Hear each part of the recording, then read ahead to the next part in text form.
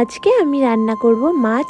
আর এখানে দেখো আমি প্রথমে আলু কেটে নিচ্ছি, তারপর মাছে আমি একটু বেগুন আর একটা মূলো দেব।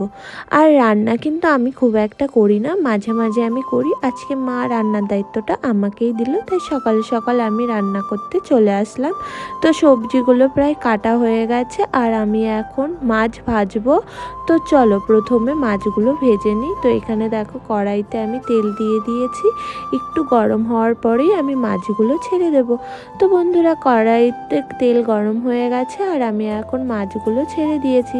আর মাছ ভাজার পরে আমি এখানে জিরে আর একটা শুকনো লঙ্কা সোমবারে দিয়ে দিলাম, তারপরে দিয়ে দিচ্ছি আলুগুলো। আর আলুগুলো ভাজা একটু হালকা হালকা ভাজা ভাজা করব। তারপর আমি আস্তে আস্তে সব সবজি দিয়ে দিলাম। আর হঠাৎ করে মনে পড়লো, দেখলাম যে সব মাছ ভেজেছি বাট মাথাটাই ভাজিনি। আমার কপাল! এখন কি করব? সবজিটা আগে করে নিই, তারপর না হয় মাথাটা আবার ভেজে নেব। তো এখানে দেখো আমি সব মশলা, হলুদ, লঙ্কার গুঁড়ি, লবণ দিয়ে একটু ভালো করে একটু কষিয়ে নিচ্ছি। একটু কষানোর পরেই আমি বেগুনটা দিয়ে দিলাম, কারণ বেগুনটা যদি আগে দিতাম তাহলে পুরোই গলে যেত, তাই বেগুনটা আমি পরেই দিয়ে দিচ্ছি।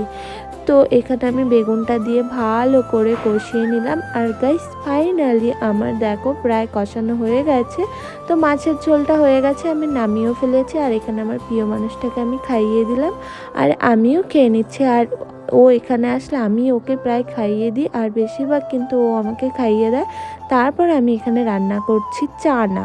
তো বন্ধুরা, আমার ভিডিওটা যদি ভালো লাগে তাহলে তোমরা লাইক কমেন্ট করে দিও। আর যারা আমার ইউটিউব চ্যানেলে দেখছো তারা একটা সাবস্ক্রাইব করে দিও।